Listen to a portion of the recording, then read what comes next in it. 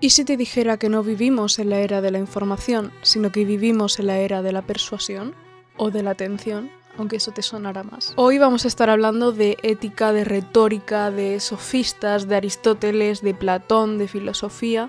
Vamos a estar hablando de todo esto y cómo se relaciona con la época actual. Porque sí, vivimos en la era de la información, pero también vivimos en la era de la manipulación. Es algo inevitable. Hoy se habla mucho de fake news, de populismo, de redes sociales que engañan, de discursos vacíos, de políticos diciendo cosas bastante absurdas. Pero es que este problema tiene más de 2400 años. En la Grecia clásica ya se hablaba de todo esto, de la diferencia, del debate acerca de convencer y decir la verdad. Y ahí aparecen 4 figuras clave: los sofistas, Sócrates, Platón y Aristóteles.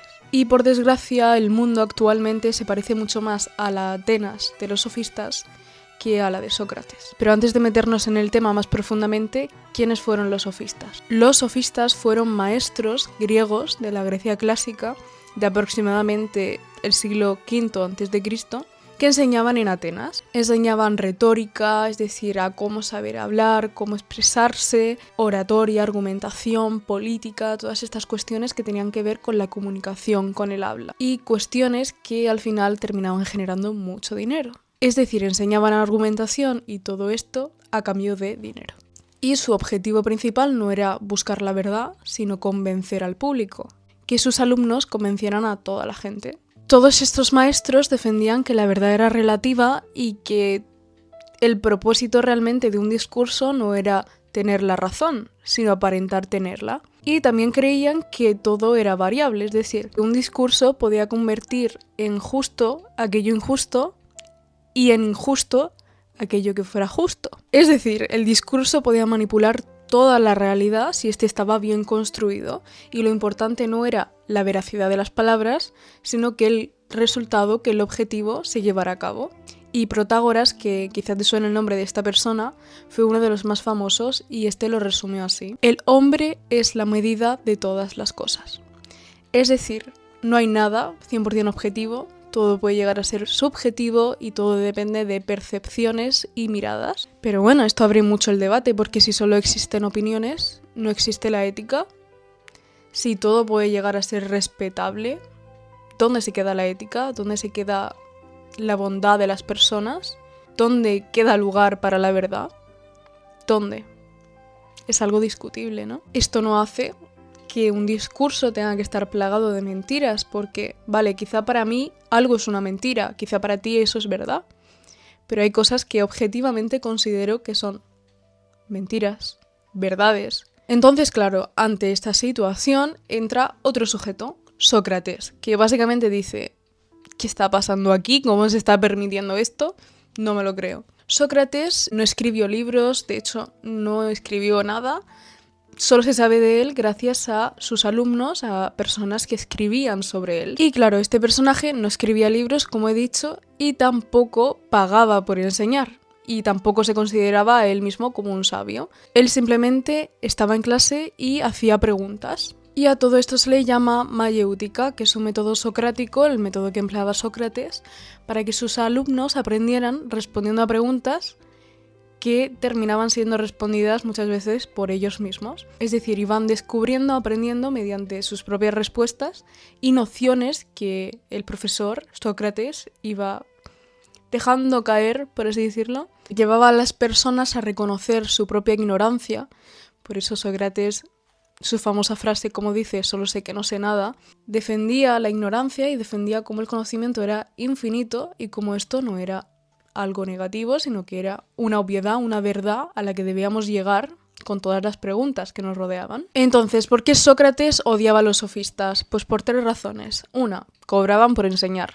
Y para él la sabiduría, el conocimiento, el aprendizaje no podía tener una carga económica, no podía tener algo tan moral, no podía llevar una carga que no estuviese sostenida por la misma moral, por la misma ética. Es decir, la sabiduría no podía venderse como un producto. Después, usaban la retórica sin ética. Es decir, usaban la palabra, que para él tenía un poder inmenso, sin ética. Y para él, la retórica sin una búsqueda de la verdad se convierte en manipulación, Sócrates rechazaba muchísimo el lenguaje usado para engañar. Y tercera razón, no buscaban la verdad, simplemente buscaban el éxito. Y en ese tiempo Sócrates quería algo mucho más peligroso que estos sofistas, que estos maestros, que era crear a personas críticas. Y crear a personas críticas a lo largo de la historia no ha estado muy bien visto, porque las personas críticas no son manipulables. Y las personas no manipulables no son tan propensas a caer en las trampas de las personas con poder, que quieren hacer con las personas y los peones del mundo, nosotros, lo que quieran. Entonces aquí se generaba un debate bastante fuerte. Y claro, aquí entran los dos discípulos, los dos alumnos de Sócrates, Platón y Aristóteles. Y Platón lo definió así a los sofistas: expertos en parecer sabios sin serlos. Y entonces el núcleo del conflicto es este. Retórica sin verdad se convierte en manipulación, es decir, hablar sin tener un buen propósito, sin buscar la verdad, se convierte en manipulación. Y luego está la retórica, la verdad y la ética, que juntándolas convierte realmente a la palabra en educación. Es decir, hablar con un propósito, con un buen propósito, con ética, convierte la palabra en educación. Y Sócrates entonces no odiaba hablar bien, odiaba hablar bien para mentir mejor, que es algo muy distinto. Y claro, me parece muy curioso porque todo esto se asemeja bastante a la realidad, a la política actual en muchos países, ¿no? Como posiblemente os imaginéis o ya sepáis, Sócrates murió. Y murió no exactamente porque lo mataron, fue condenado a muerte. Es decir, murió en el año 399 a.C. Y según decía el poder en esa época, por corromper a la juventud. Es decir, engañar a los jóvenes, cuando en realidad simplemente quería Sócrates que estos pensaran más. Pero claro, ser crítico te lleva a estar dudoso, ¿no? Y entonces eso es corromper a la juventud. La duda corrompe. Debate aparte, también fue condenado por no creer en los dioses de la ciudad. Entonces, claro, se dice que murió, que fue condenado por todo esto, pero en realidad fue condenado por algo mucho más grave, ¿no? En ese momento.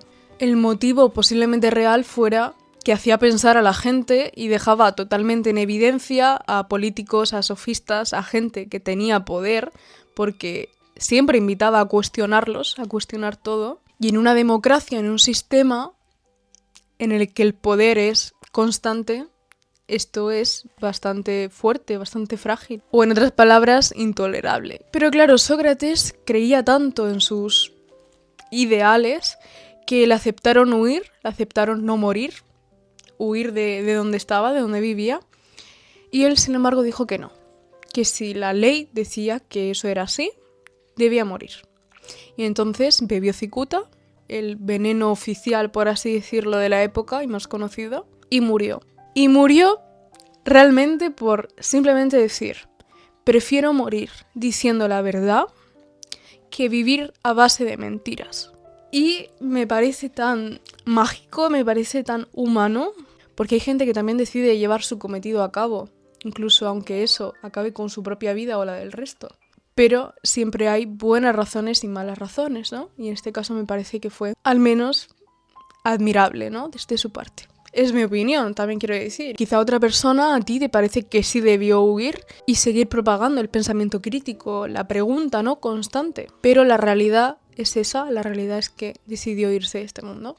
Y de veras creo que actualmente tenemos mucho, pero muchísimo que aprender del método socrático, porque Sócrates tenía una manera de enseñar muy particular y que creo que actualmente es más necesaria que nunca. Porque Sócrates no decía yo tengo razón, o como muchos profesores dicen actualmente, porque así lo dice la ley, porque así es, porque así lo digo yo. Él decía, explícame qué quieres decir, explícame a qué quieres llegar, con tus propias palabras. Y claro, ahí caía básicamente todo, porque cuando tienes que definir con tus propias palabras, cuando tienes que llegar al núcleo de todo lo que estás diciendo, todo parece empezar a tener menos sentido. Cuando defines de una manera realmente sincera, te das cuenta de que todo parece fluctuar todo el rato, de que los eslóganes, las frases bonitas, son simplemente frases bonitas, que el problema, que los dilemas son constantes, que una verdad absoluta realmente no existe. Con la pregunta, con la definición constante, llegas a esa conclusión. Es decir, si te pregunto qué es la justicia, Posiblemente me digas algo que otra persona ha dicho sobre la justicia. No me dirías que es para ti la justicia, que es para ti el bien. Me dirías algo que has escuchado, que has visto y que posiblemente esté lleno de contradicciones.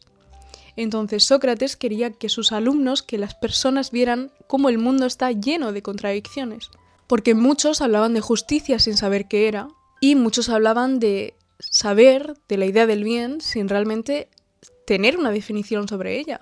Y muchos también practicaban o promovían la política sin tener ética, sin tener pensamientos acerca de cómo debía ser exactamente. Y por eso creo que a Sócrates lo mataron no por pensar distinto, sino por hacer pensar a los demás. Porque si él pensaba esto, estaba bien, no cambiaba nada.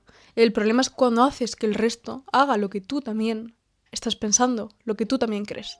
Y a pesar de que Sócrates tampoco impusiera nada como tal, estaba promoviendo un estilo de pensamiento. Y eso también afecta. Y eso también nos habla mucho de la sociedad actual, aunque algo no te esté diciendo exactamente que lo hagas, te está promoviendo, te está abriendo a ese tipo de vida, a ese tipo de pensamiento, te abre la posibilidad. Y eso lo hacen muchas veces las redes sociales o la política actual. Y Sócrates seguramente se esté retorciendo en su tumba pensando en toda la cantidad de personas, de políticos, que hablan y hablan y hablan y hablan, pero sin actuar realmente con ética, ¿no?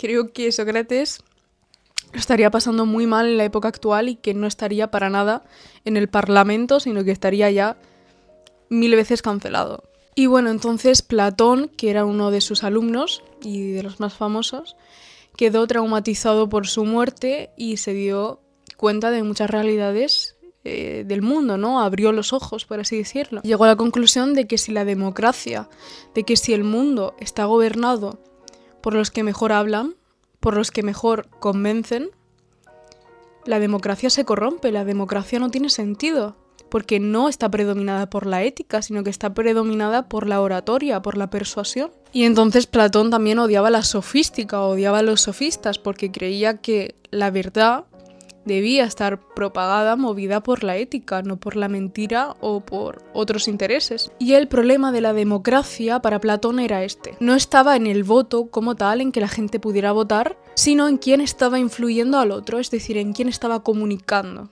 Porque si la gente vota movida por el miedo, por rabia, por promesas imposibles, entonces no está gobernando el pueblo, no está eligiendo, no está decidiendo el pueblo.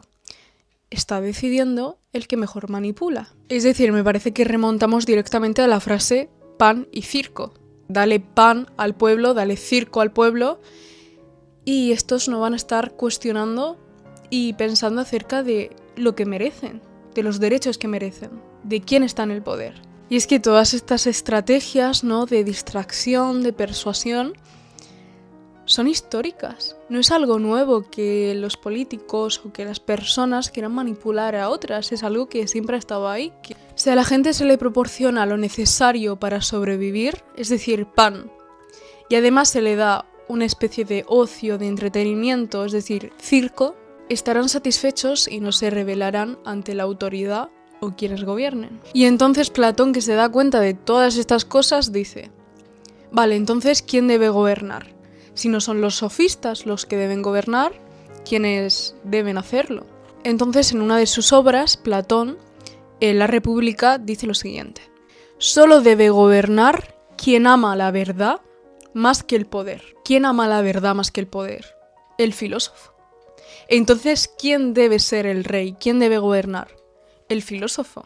Porque el filósofo es el único que ama la verdad sobre todos los bienes, sobre todas las cosas. Entonces el filósofo, el rey filósofo, es aquel que no es el más rico, no es el más carismático y tampoco es el mejor orador. Es aquel que ha entrenado su mente durante años, que conoce el bien común, que reconoce la idea de verdad y la intenta promover y no desea gobernar, sino que acepta hacerla como responsabilidad, como deber, porque es la persona que más ama la justicia. Y entonces Platón dice: hasta que los filósofos no gobiernen o los gobernantes no filosofeen, el mal seguirá plagando las ciudades. Y es que Platón llegó a esto básicamente por un trauma, porque vio cómo la retórica sofista manipulaba a las masas, cómo la democracia ateniense mató a Sócrates y cómo el poder premiaba a quien mejor hablaba y no a quien era más justo. Es decir, la mayoría terminaba eligiendo al más convincente. Entonces tenemos a dos tipos de personas: los sofistas, que persuaden sin verdad, que buscan el aplauso, viven del discurso y se adaptan constantemente a lo que la gente quiere oír, cosa muy importante actualmente. Y luego tenemos al rey filósofo, que busca la verdad aunque incomode, que no quiere gobernar, que no gobierna por el poder, sino gobierna por el deber, y que sobre todo piensa a largo plazo. Para Platón, dejar el poder en manos de estos sofistas era como dejar el timón de un barco a quien mejor hablara, no a quien fuera mejor navegante. Pero claro, esta idea parece perfecta, entonces el filósofo debe gobernar. Pero todo esto es utópico, realmente conlleva muchos problemas que una sola persona, que un filósofo, termine gobernando. ¿Quién decide quién es filósofo? Porque si alguien se proclama como el que mejor conoce la verdad, entramos en un terreno bastante autoritario. Y es que la historia, como sabemos, está llena de salvadores ilustrados, de personas que promovieron su verdad y que terminaron haciendo que todo el mundo la aceptara, sin importar las consecuencias. Y es que Platón desconfiaba del pueblo. Y esto inevitablemente le hacía tener fe en una élite, en un grupo pequeño de personas. Y es que pensar bien no determina gobernar bien. Incluso el filósofo puede creerse superior, dejar de escuchar y confundir la verdad con dogma. Porque el pensamiento crítico es un ejercicio constante y si esta persona impone su verdad, el pensamiento crítico muere, por mucho que en su inicio estuviera predominado por eso. Entonces Platón llega a la conclusión de que si gobiernan los que mejor hablan y no los que mejor piensan, la democracia se corrompe, porque para él la retórica sin verdad destruye la política. Y bueno, no sé exactamente cómo será la situación en vuestros países, pero en España la situación es bastante curiosa, digamos. El gobierno se asemeja bastante a una especie de espectáculo. Podemos encontrar gritos, interrupciones, clips virales que terminan apareciendo en redes sociales, en TikTok, en Instagram, y debates acerca de cuestiones que para ellos son a risa, pero que determinan muchas de las vidas de las personas que nos rodean y de circunstancias que son bastante críticas para los mismos ciudadanos. Y bueno, ante toda esta situación podemos posicionar a Aristóteles, filósofo con el que yo empatizo mucho. Aristóteles es mucho más frío, mucho más práctico y bastante alejado de las ideas de Platón y sus antepasados. Sigue manteniendo algunas de sus ideas, pero es mucho más distinto. Es menos idealista que Platón. Y Aristóteles acepta algo, dice algo. La retórica no es mala en sí misma. El problema no es persuadir. El problema es para qué estamos persuadiendo. Porque la retórica, es decir, la manipulación o el empleo de la palabra, puede ser buena junto a la ética. Puede ejercer una política sana. Pero Aristóteles decía, la política debe buscar el bien común y el lenguaje debe servir a la verdad. Y por tanto el ciudadano debe ser educado para pensar y no para obedecer. Porque la retórica es inevitable, el ser humano siempre va a influir en la retórica, en la forma de emplear el lenguaje, pero esta retórica debe estar subordinada a la ética, a las buenas intenciones. Y sin embargo parece que hoy tenemos mucha retórica, pero poca ética. Es decir, poca responsabilidad sobre las cosas que se dicen. Y entonces yo te pregunto, ante toda esta situación, ¿qué debemos hacer? ¿Cuál es la solución? Porque sí, los problemas están ahí, pero ¿qué se debe hacer al respecto? Pues te digo, la pregunta no es ¿qué partido tiene la razón? La pregunta es, ¿estamos pensando? ¿O simplemente estamos reaccionando ante el mundo emocionalmente? Los sofistas, las personas que utilizan la retórica de una forma bastante mala, ganan cuando perseguimos discursos y defendemos ideas que no terminamos de entender al completo. Cuando confundimos emociones con argumentos sólidos. Y Sócrates pierde cada vez que nadie pregunta, que nadie cuestiona, que nadie se incomoda. Y yo te hago una pregunta, ¿prefieres un líder que te tranquilice o prefieres un líder que te haga pensar? Porque creo que no necesitamos reyes filósofos, pero tampoco masas profundamente manipulables. Y en mi opinión lo que necesitamos es lo siguiente: ciudadanos críticos y una educación que enseñe a pensar y no a repetir. Porque de nada sirve que un gobierno te prometa y te dé soluciones si no sabes distinguir, si no sabes pensar acerca de lo que se te está proponiendo, si no sabes si esa nueva política es buena o mala para ti. porque escuchamos conceptos pero no terminamos de entender bien qué impacto van a tener en el mundo. Y eso es mucho más importante que la solución esté proveída. Está en nuestras manos entender todo lo que hay detrás de lo que se nos dice. Una sociedad que no sabe si lo que está escuchando es un argumento bien expuesto, o lo justo, o lo verdadero, es una sociedad que está manipulada. Una sociedad que no distingue entre convencer y decir la verdad está condenada a ser manipulada. Y la filosofía no es una teoría antigua. Muchas veces creo fielmente que Platón, a pesar de ser idealista, a pesar de imaginar una sociedad utópica, tenía parte de razón. La filosofía no está alejada, no es antigua a la realidad. Es un tipo de pensamiento, es un tipo de disciplina que nos enseña, que nos ayuda a cuestionar y a buscar aquello que puede ser más factible. Y hoy más que nunca, o aprendemos a pensar y a saber acerca de lo que estamos hablando, o otros decidirán por nosotros y pensarán por nosotros. Así que bueno, como siempre digo, sapere aude, atrévete a saber, atrévete a pensar y atrévete a cuestionarlo todo. Si algo de lo que he dicho no coincide con algunos de tus pensamientos, estoy totalmente abierta a escucharlos y a debatir sobre ellos, y que los comentarios se llenen de lo que Sócrates estaría orgulloso, de preguntas y respuestas. Y bueno, espero que os haya hecho reflexionar un poco y una vez más, sapere aude.